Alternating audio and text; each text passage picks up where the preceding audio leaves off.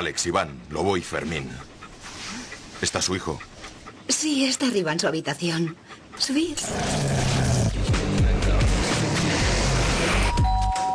Hola, ¿está Pablo? Arriba.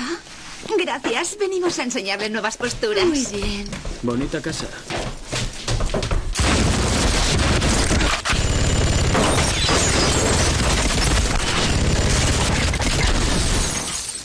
¿Dónde está Pablo?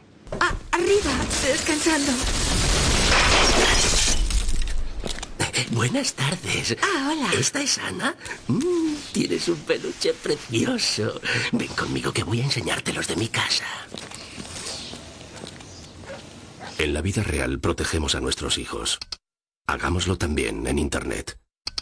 www.protegeles.com